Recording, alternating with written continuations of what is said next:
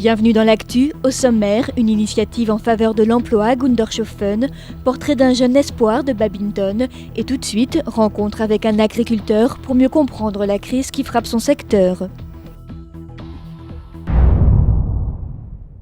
Jeudi noir pour une année blanche. De la manifestation agricole du 1er octobre dernier dans les rues de Strasbourg, il reste aujourd'hui les articles de journaux, les photos et toujours l'attente de prise de décision politique. Président de la FDSEA sur le canton de Niederbronn et exploitant d'une ferme laitière d'une centaine de têtes à Gundershofen, Jean-Georges Bénet faisait partie du défilé. Près de 2000 agriculteurs sur plus de 1000 tracteurs ont convergé de tout le Bas-Rhin pour exprimer leur mécontentement.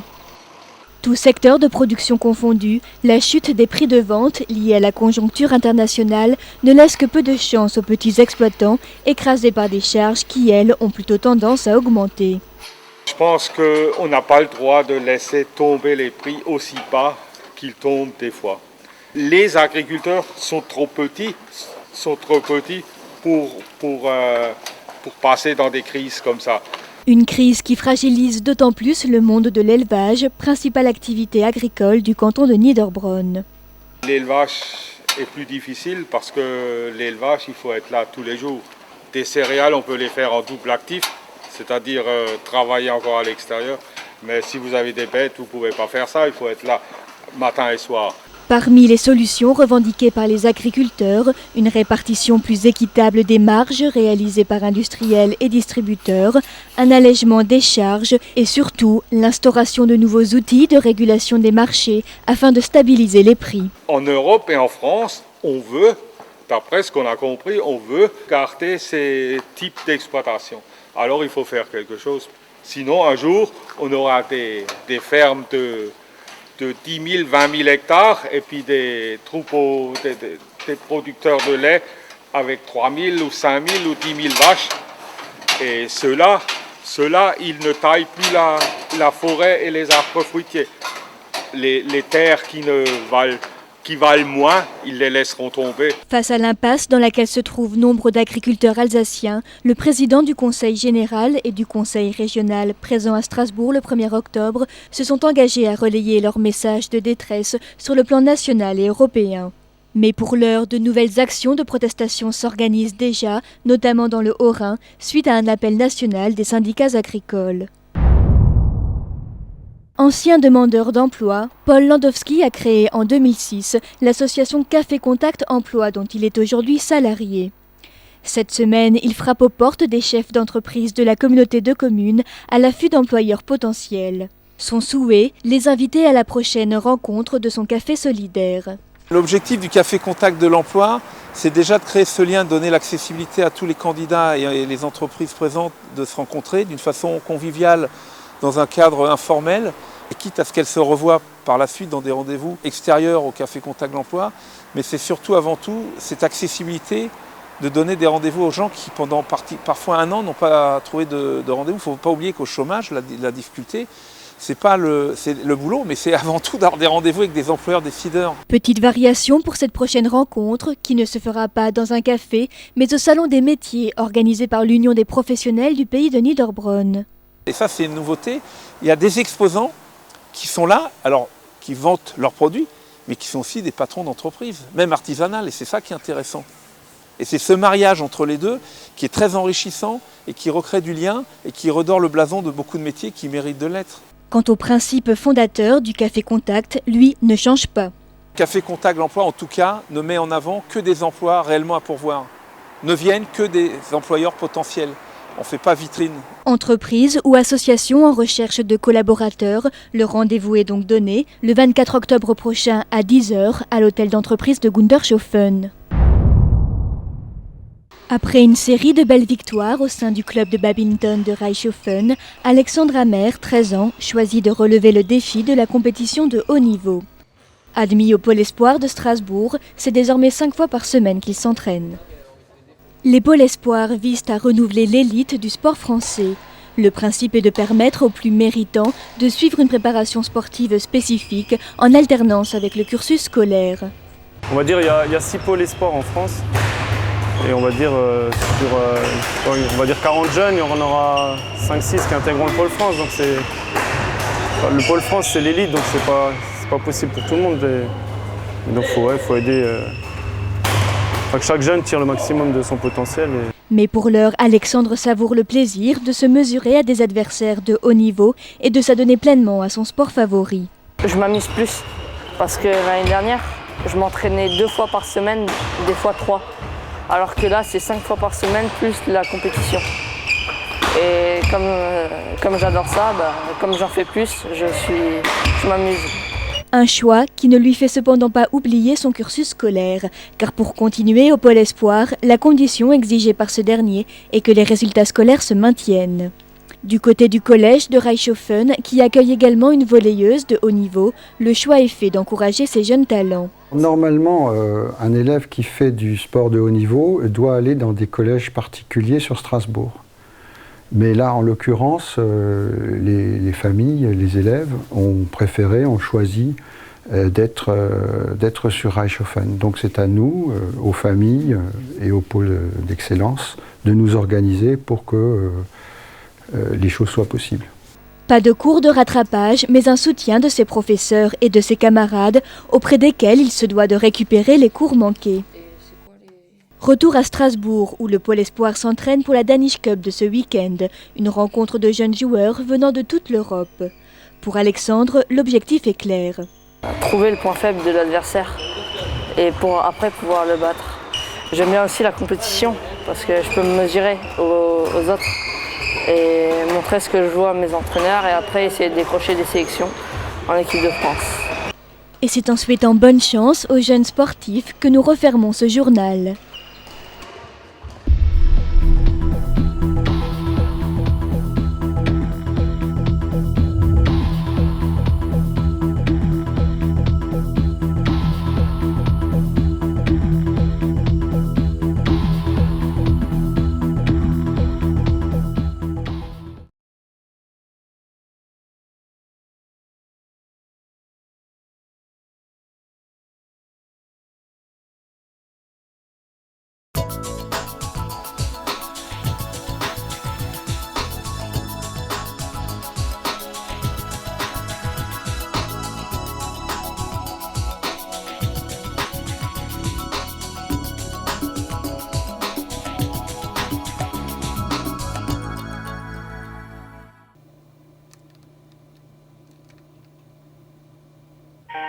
Gendarmerie nationale, veuillez patienter. Yannick Larbon, bonjour.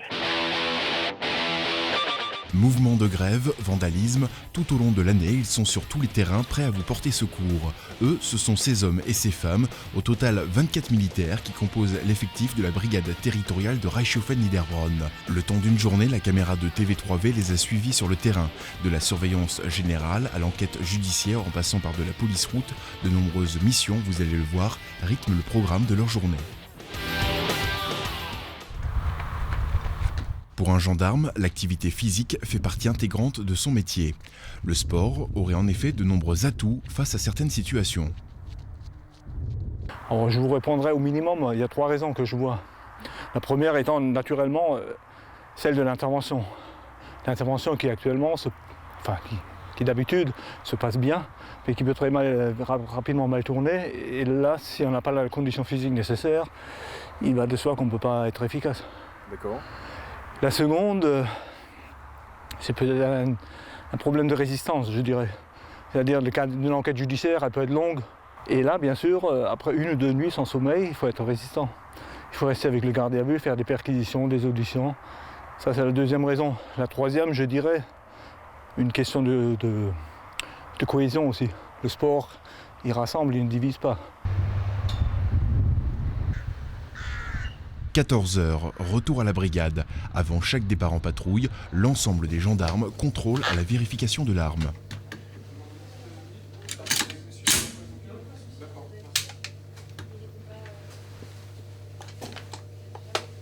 Au programme cet après-midi, la surveillance d'habitation, un service assuré par la brigade tout au long de l'année et qui consiste à anticiper d'éventuelles infractions en contrôlant les ouvertures et fermetures des maisons en l'absence de leurs propriétaires. Un lien armée-nation qui a pour le commandant de la brigade toute son importance. La force de la gendarmerie, je pense que ça a toujours été, et ça le demeurera encore pour longtemps, c'est le contact qu'a le gendarme avec la population. Les gendarmes sont souvent les cibles de critiques de la part de certains conducteurs pour leur côté répressif au bord des routes. Reste néanmoins que leur présence est indispensable pour le respect des lois, que ce soit sur la route ou sur d'autres terrains. Ok, merci. Merci. Le métier de gendarme est plutôt pluridisciplinaire, on doit s'adapter à toutes les situations, rencontrer des gens de tout milieu, donc c'est vraiment très varié, la nature des missions, la qualité des personnes qu'on rencontre, tout fait qu'on ne baigne pas dans la routine. Donc.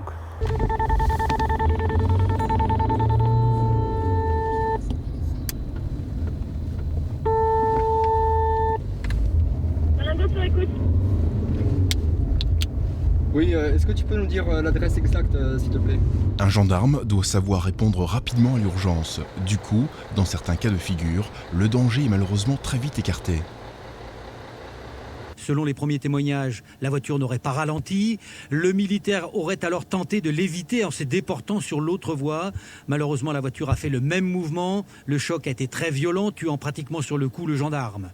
Sur le coup de l'intervention, je pense que rares sont les gendarmes qui pensent au risque qu'ils encourent ou qu'ils risquent d'encourir. C'est toujours par après qu'on se remémore la situation et qu'on fait justement un petit retour sur l'expérience pour voir les points améliorés, les points clés, de manière à se mettre le moins en risque possible.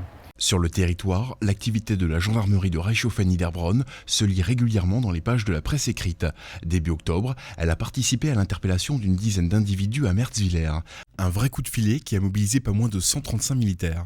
Nous n'avons pas de zone de non-droit sur le canton de Niederbronn-Reichshofen. Nous allons vraiment partout, au contact de tout le monde. Dans certains cas, comme en l'occurrence pour l'opération de police judiciaire de début octobre, on a d'autres moyens à mettre en place pour notre sécurité et la sécurité de la population. Tout au long de l'année, le personnel participe régulièrement à des séances de tir réduit, destinées à s'entraîner pour l'usage de son arme. Donc c'est des pistolets spéciaux pour tir réduit. Donc sur la compagnie on en a deux, donc ils font un roulement au niveau de la compagnie. Dans chaque brigade on les garde à peu près une semaine. Donc après on a des cibles réduites, des cartouches pour cibles réduites et on essaye de faire ça surtout, donc j'en ai profité aussi pour moi, mais surtout les jeunes gendarmes et les gendarmes adjoints pour qu'ils puissent s'exercer au tir.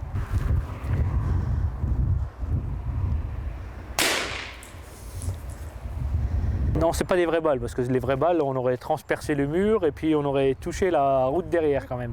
Non, c'est des balles, la poudre qui est dedans n'est pas aussi puissante et la cartouche en elle-même, le bout est en plastique. Juste pour qu'on touche la cible et puis qu'elle tombe, quoi. Du côté de l'autorité, on insiste sur le point que l'utilisation de l'arme à feu est très réglementée. Je pense que chaque gendarme sera d'accord avec moi. C'est le moins on a besoin de s'en servir, le mieux on se porte. Parce que bon, c'est quand même une arme létale, donc qui permet de retirer la vie à quelqu'un. C'est assez sensible comme sujet au sein de la gendarmerie, mais chaque gendarme est formé pour, a la compétence pour être porteur d'une arme. Pour Florent, gendarme tout juste sorti d'école, quand il n'est pas à l'entraînement avec une arme à la main, c'est avec un pinceau qu'il accomplit ses missions de police technique. Récupéré sur le lieu d'un cambriolage, ce carreau cassé comporterait d'éventuelles empreintes. Ensuite, on va simplement utiliser un scotch pour récupérer la poudre déposée, pour transférer les empreintes.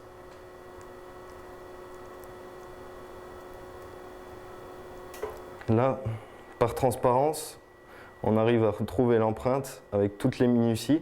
Une minutie, c'est quoi? C'est la définition des reliefs présents sur la peau qui est retrouvée donc, par transfert sur le scotch.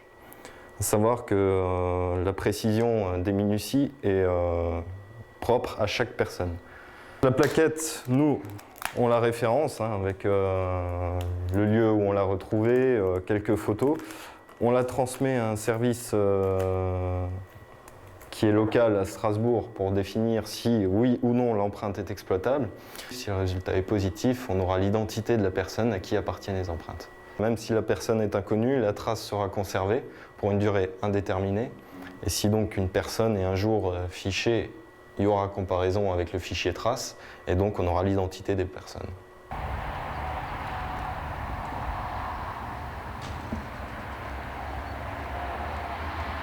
Au quotidien, vous le savez, notre action, votre action, c'est une action qui inclut le danger en permanence et qui répond à des critères de professionnalisme. Tous les jours, vous êtes confrontés à ces situations. Tous les jours, vous êtes amené à interpeller des malfaiteurs dans des conditions plus ou moins risquées. Lors de la résolution de certaines enquêtes judiciaires ou d'interpellation, le gendarme peut se voir être distingué par ses chefs. Au nom du colonel Robiquet, commandant la région de gendarmerie d'Alsace, gendarme Jagère, j'ai l'honneur de vous remettre donc cette lettre de félicitations, rédigée au motif suivant. Gendarme d'une brigade territoriale autonome, qui le 12 juin 2009, sur le territoire de la compagnie de gendarmerie départementale de Haguenau, a procédé à l'interpellation, dans le temps de la flagrance, d'un individu défavorablement connu, auteur de 3 vols à main armée. Malgré des règles strictes en matière de disponibilité et de logement, de nombreux jeunes souhaitent rejoindre par vocation, dans la plupart des cas, les rangs de la gendarmerie. La gendarmerie est assez exigeante vis-à-vis du gendarme. Donc indirectement, la famille est sollicitée également. C'est pas toujours évident, effectivement, d'avoir son bureau sous la fenêtre de son salon, mais c'est mon cas. Mais bon, ça n'empêche pas de pouvoir partir. Ça, c'est tout un chacun qui gère sa vie comme il entend.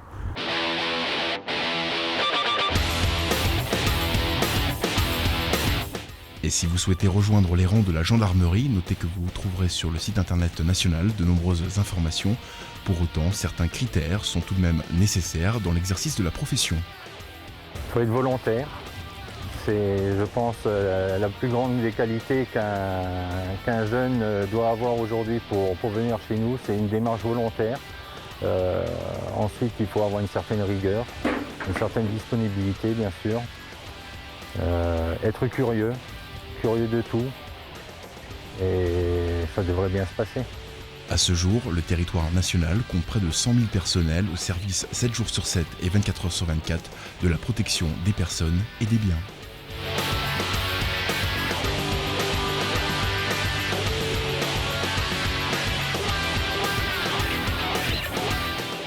Pour fêter son 10e anniversaire, TV3V vous offre en partenariat avec la Cairn, la communauté de communes du pays de Niederbronn-les-Bains, la régie et l'UPPN, une montagne de cadeaux. Actuellement à gagner, un t-shirt collector de la chaîne et un bon d'achat d'une valeur de 40 € offert par Charpente Grigasser, Ambulance Assistance Européenne, Véromode et Pizza au Délice à Reichshofen.